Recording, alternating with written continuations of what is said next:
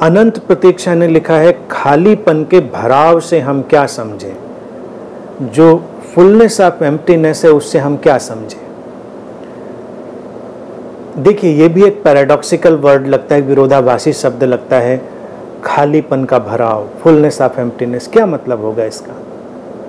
विरोधाभासी लगता है। लेकिन हम थोड़ा सा जाग कर देखें तो जो खालीपन है वो बड़ा भरा पूरा है, और जिसको हम भरा पूरापन समझते हैं वो बड़ा खाली खाली सा है। जिंदगी की दौड़ में जब व्यक्ति दौड़ता चला जाता है महत्वाकांक्षा की तरफ, अपनी कोई पहचान गढ़ने की तरफ, अपनी मान्यताएं और धारणाएं खड़ी करने की तरफ, कुछ न कुछ होने और पाने की दौड़ में भागता चला जाता है व्यक्ति। ये अपने को भरने की जद्दोजहद है, अपने को भरने की कोशिश है, लेकिन उसी में एक खालीपन घेरता है, उसी में निराशा घेरती है, और वही व्यक्ति को तोड़ती भी है। कई बार न जाने कितनी सफलताएं भी व्यक्ति को खाली बनाए रखती हैं। अंदर एक सन्नाटा है, अंदर जैसे सब कुछ साए साए कर रहा है। तो जिसको हम भराव समझते हैं अपने जीवन में, क्या वो सचमुच भराव जैसा है? फिर शून्यता, शून्यता की अगर बात करें, जिसको शून्यता का भराव कहते हैं, तो जीवन में तुम देखो जो सबसे सुंदरतम क्षण होते हैं, जीवन के जो सबसे खूबसूरत लम्हे होते हैं, वो हमेशा शून्यता के क्षण होते हैं। तुम शांत बैठे हो, तुम किसी भी धारणा और मान्यता से मुक्त हो, किसी चाह से मुक्त हो, तुम पाने खोने की जो लालसा है, दौड़ है, उससे तुम मुक्त हो। अचानक तुम्हारे भीतर कुछ उतरता है, कुछ कीमती, कुछ ऐसा सृजनात्मक जो तुमको भरता है।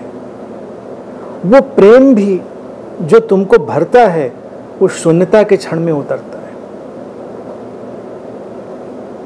प्रेम भी एक किस्म की शून्यता है, इसीलिए प्रेम भी फुलनेस ऑफ एम्प्टीनेस है, शून्यता का भराव है। क्योंकि प्रेम में जब तक तुम्हारी पहचानें कायम रहती हैं तो प्रेम कहाँ बनता? पहचानें टकराती हैं। प्रेम और ध्यान इसीलिए इतने मूल्यवान हैं, इसीलिए इतने भरे पूरे हैं, तुमको समृद्ध करने वाले हैं, क्योंकि तुम प्रेम में हो या ध्यान में, ये घटता ही तब है जब तुम शून्यता के आयाम को स्पर्श करते हो। तुम शून्य हो जाते हो ऐसा नहीं, तुम शून्यता के आयाम को स्पर्श करते हो।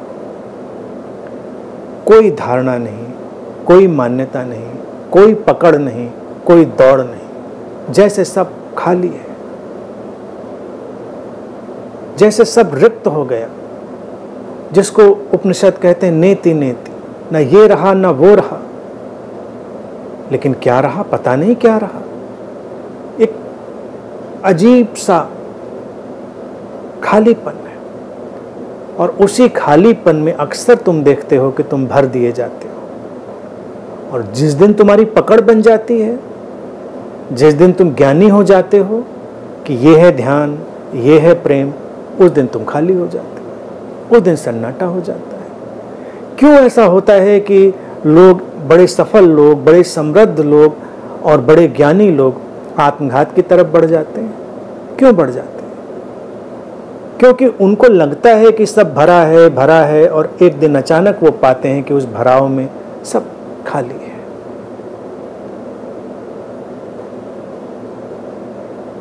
वो चीज व्यक्ति को तोड़ती है, निराश करती है। लेकिन जब कोई उस इनर एम्प्टीनेस में एंटर कर जाता है, उस आंतरिक खालीपन में प्रवेश कर जाता है, जहां पर किसी भी चीज ने तुमको भरा नहीं है,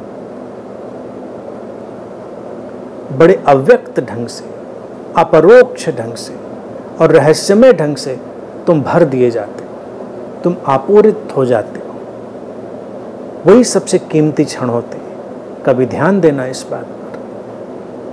तो शून्यता का भराव जीवन के सबसे सुंदरतम क्षणों में से है, और देखा जाए वही एकमात्र ईश्वरीय दैवीय ढंग है होने का हमारा। लेकिन हमने भरने की आदत जानी है, हमने खाली होने की आदत नहीं जानी।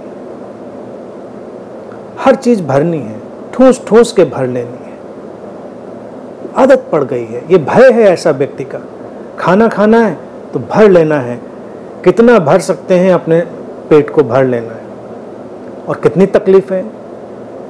खाली पेट से बीमारियां कम आती हैं, भरे पेट से ज़्यादा आती हैं, तुम जानते हो। तो अगर अपने पेट को भी खाली रखना सीख लें, उसके शून्य को भी हम संवारना सीख लें, तो कितना स्वास्थ्य नहीं आ जाएगा जीवन में।